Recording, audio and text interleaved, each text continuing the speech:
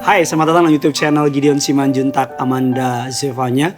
Sebuah kehormatan bagi kami GA Studio Crew siap untuk dipercaya oleh Tuhan membagikan kabar baik bagi setiap saudara dimanapun saudara berada yang menyaksikan dalam rumah, dalam kantor, dalam perjalanan menuju ke kantor. Karena saya banyak mendapat DM atau mention di sosial media kami bahwa banyak sekali yang menyaksikan dalam keadaan di kereta, di bus, atau dalam kendaraan pribadi. Yang terpenting saudara harus memastikan keselamatan saudara. Dan kalau bisa menyaksikan acara ini dalam keadaan tenang dan terfokus tanpa dapat terganggu dengan hal yang lain. Tapi kapanpun sama menyaksikan ini, pagi, siang, sore, malam, in any time, Tuhan Yesus mengasihi saudara. Mari sama-sama kita bersatu dalam doa. Tuhan yang baik, Tuhan yang kami sembah dalam nama Tuhan Yesus. Kami mau siapkan hati kami disambut oleh kebenaran firman Tuhan. Kami percaya firman-Mu adalah pelita bagi kaki kami, terang bagi jalan kami, kekuatan dalam hidup ini. Kami siapkan hati kami untuk diberkati. Pakai hamba-Mu agar boleh menjadi saluran berkat, lidah bibirnya dipakai itu kemuliaan bagi nama-Mu. Bekerjalah melalui perantara hamba-Mu Tuhan. Bahkan Allah Roh Kudus, Engkau disambut di tengah-tengah kami, berbicara atas setiap kami. Siapapun yang menyaksikan renungan singkat ini, mereka pasti diberkati, mereka dipulihkan, mereka dikuatkan. Di dalam nama Tuhan Yesus, sama-sama kita yang siap diberkati, kita katakan amin. Dalam hal ini kita akan membahas sebuah tema self-love atau mengasihi diri sendiri. Kemarin kita sempat membahas mengenai mengasihi diri sendiri, mengasihi orang lain dan sebagainya. Tapi hari kita mau membahas mengenai mengasihi diri sendiri. Karena firman Allah mengatakan dalam Rut 1 ayat 1 sampai dengan ke-6 mengatakan demikian. Pada zaman para hakim memerintah, ada kelaparan di tanah Israel. Lalu pergilah seorang dari Betlehem Yehuda beserta isinya dan kedua anaknya laki-laki ke daerah Moab untuk menetap di sana sebagai orang asing. Nama orang itu ialah Elimelek, nama istrinya Naomi, nama kedua anaknya Mahon dan Kilion, semuanya orang-orang Efrata dari Betlehem, Yehuda. Dan setelah sampai ke daerah Moab, diamlah mereka di sana. Kemudian matilah Elimelek, suami dari Naomi, sehingga perempuan itu tinggal dengan kedua anaknya. Keduanya mengambil perempuan Moab, yang pertama bernama Orfa, yang kedua bernama Rut, dan mereka diam di situ kira-kira 10 tahun lamanya. Lalu matilah juga keduanya, yakni Mahlon dan Kilion, sehingga perempuan itu kehilangan kedua anaknya dan suaminya. Kemudian berkemaslah ia dengan kedua menantunya, ia pulang dari daerah Moab, sebab di daerah Moab ia mendengar bahwa Tuhan telah memperhatikan umatnya dan memberikan makanan kepada mereka. Long story short, Naomi bersama dengan suami dan anak-anaknya berangkat ke Moab. Dia meninggalkan tanah perjanjian, pergi ke New Land, tempat yang baru. Dan kita semua tahu keadaan berjalan tidak seperti yang Naomi mau. Karena suaminya meninggal, Elimelek, dan juga kedua orang anaknya juga meninggal. Saudara bisa bayangin suaminya mati, kedua anak laki-lakinya mati. Di saat dia sudah tua, sudah rentan, menantunya Orpa, kalau sudah baca dalam ayat yang ke-14 juga meninggalkan dia. Naomi hidupnya begitu sedih, hidupnya sangat pahit. Alkitab mengatakan, kalau saudara boleh baca dalam Rut 1 ayat yang ke-20 berkatakan demikian. Tetapi ia berkata kepada mereka orang-orang Israel, janganlah sebut aku Naomi, sebutlah aku Mara. Sebab yang Maha Kuasa telah melakukan yang pahit kepadaku. Dengan tangan yang penuh aku pergi, tapi dengan tangan yang kosong Tuhan memulangkan aku. Mengapa kamu menyebut aku Naomi? Karena Tuhan telah naik saksi menentang aku, dan yang Maha Kuasa telah mendatangkan malapetaka kepadaku. Menantunya yang pertama namanya Orpa. Orpa artinya adalah the broken dreams, atau artinya kekecewaan. Dia telah mendengar Tuhan memulihkan bangsa Israel. Dia kembali ke tempat asalnya, yaitu Orpa ke tempat asalnya. Naomi melepaskan kesedihannya dan kepedihannya. Ia mengarahkan pandangannya kepada janji Tuhan. Meskipun dia harus ditinggal oleh menantunya, tapi Naomi mengikuti kembali kepada tanah perjanjian, tanah yang Allah janjikan kepada umat pilihannya. Naomi adalah orang yang berjuang untuk Rut, sehingga Rut akhirnya menikah dengan Boas. Visi ketika dia kembali ke tanah perjanjian, Boas bisa bertemu dengan Rut. Dan dari hal itu kita tahu dari Rut lahirlah Obed, dan dari Obed lahirlah Isai, dan dari Isai lahirlah Daud. Tahukah saudara, arti nama Naomi adalah perempuan yang menyenangkan, penuh hal-hal yang menarik. Tapi dia minta kepada orang, jangan panggil aku lagi perempuan yang menyenangkan. Jangan panggil aku lagi penuh dengan hal yang menyenangkan atau perempuan yang menarik. Tapi panggil aku sebagai Mara, yang artinya banyak hal pahit terjadi dalam hidupku. Tahukah saudara, ada banyak orang menganggap hidupnya terlalu pahit untuk Tuhan pulihkan. Hidupnya terlalu berat untuk Tuhan pakai. Ada banyak orang menganggap, saya sudah hancur berkeping-keping. Gak mungkin Tuhan pakai saya. Gak mungkin Tuhan bisa pulihkan saya. Hari ini kita belajar dari sebuah kisah namanya Naomi. Dia menganggap mengalami suaminya meninggal, kedua orang anaknya meninggal. Bahkan dia berkata, dengan tangan penuh aku pergi, dengan tangan kosong Tuhan memulangkan aku. Yang Maha Kuasa telah naik saksi melawan aku. Dia melebih-lebihkan keadaannya, betul keadaannya buruk. Tapi dia berkata seakan-akan Tuhan salah, Tuhan gagal. Seakan-akan Tuhan menaik saksi menentang dia. Hari kita akan belajar bagaimana kita dapat mengasihi diri kita sendiri. Bagaimana kita dapat mencintai diri kita sendiri. Bagaimana kita bisa mengalami berkat Tuhan yang luar biasa. Yang pertama, bagaimana kita merespon kekecewaan dan kepahitan dalam hidup ini akan menentukan kehidupan kita. Yang pertama saya tulis dalam slide saya, tidak perlu marah atau kecewa berlebihan.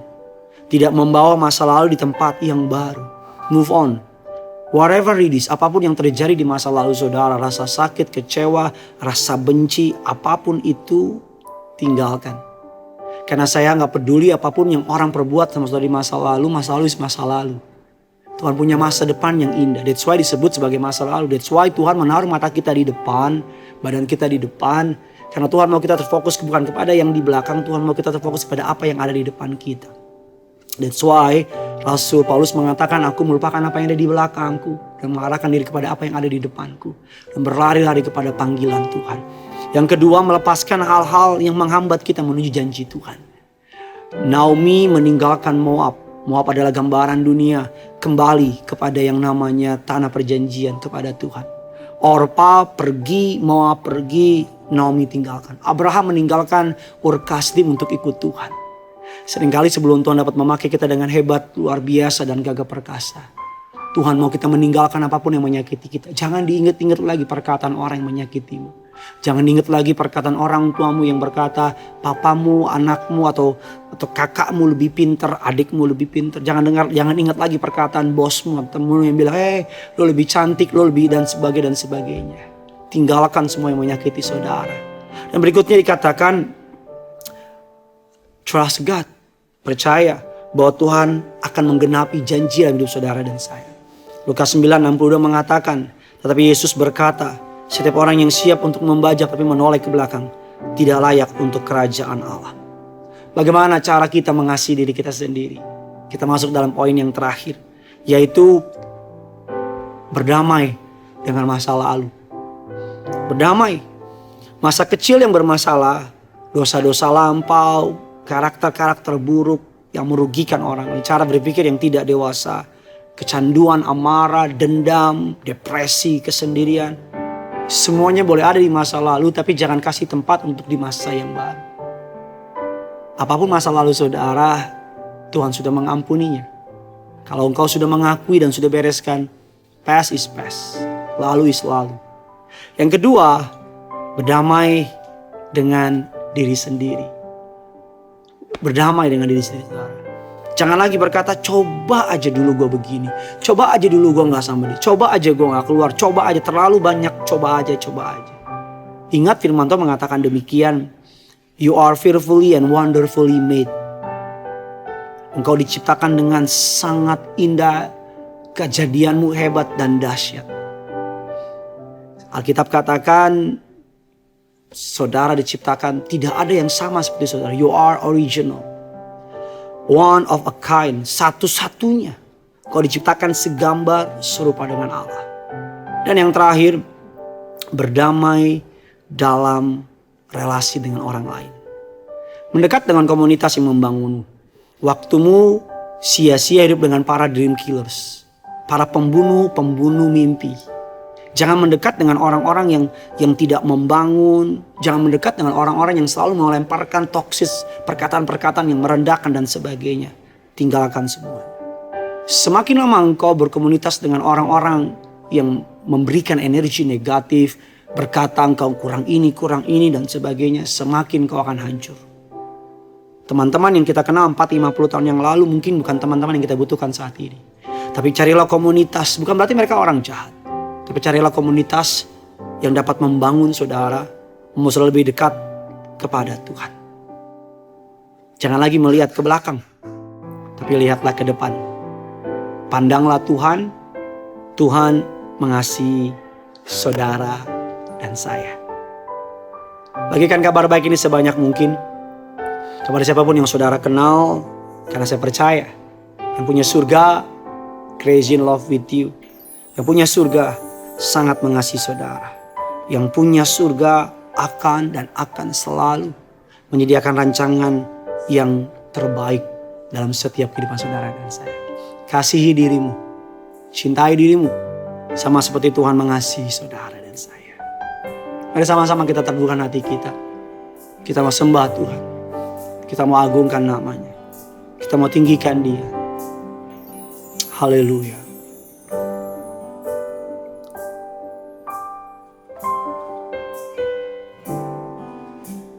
Kau mengasihiku lebih dari yang kuduga. Bahkan di saatku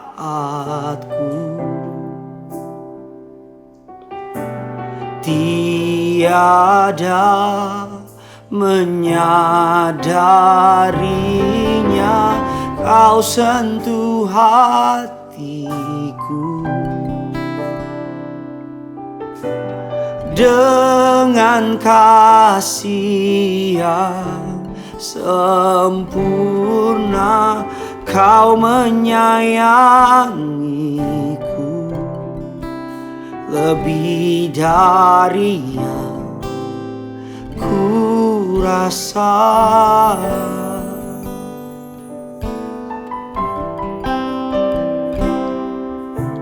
Lebih dari Bapa di dunia.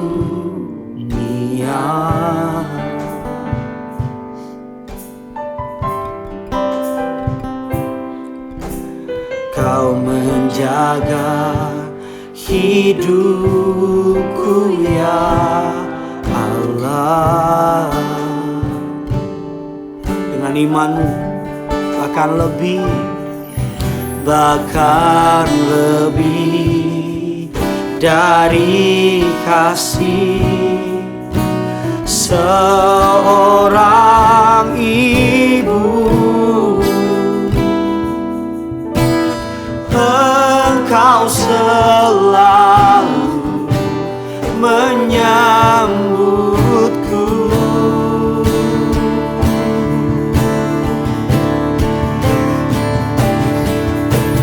Kau mengasihiku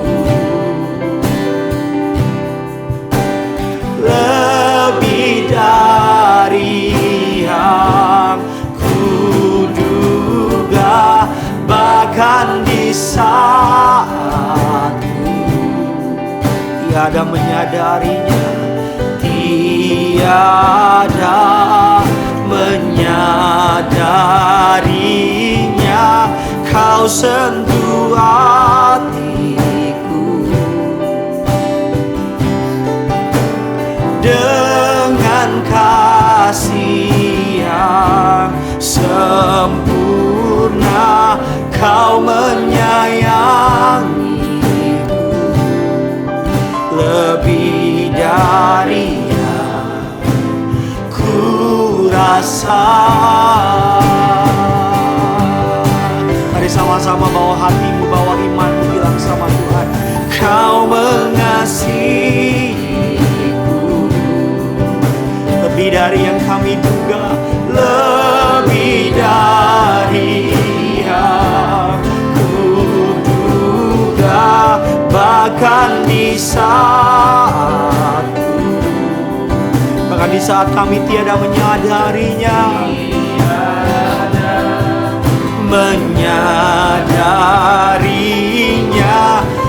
sentuh hatiku dengan kasih yang sempurna. Kau menyayangiku lebih dari yang ku rasa. Dengan lembut jadikan lagu ini sebagai doa percaya saudara. Kau mengasihiku Tuhan. Kau mengasihiku lebih dari yang ku duga, bahkan bisa aku tiada menyadarinya Tuhan. Tiada menyadarinya, Kau sentuh hatiku dengan kasih yang sempurna. Kau menyayangiku. Kau menyayangiku lebih dari yang ku rasa. Taruhlah tanganmu di dada. Dengan lebih lagi, angkat lagu ini, bilang sama dirimu. Katakan, kau mengasihiku. Kau mengasihiku lebih dari yang ku duga, bahkan di saat saudara mungkin merasa Tuhan gak sayang sama saudara. Tiada menyadarinya, Kau sentuh hatiku dengan kasih yang sempurna. Dengan kasih yang sempurna, Kau menyayangiku lebih dari yang ku rasa.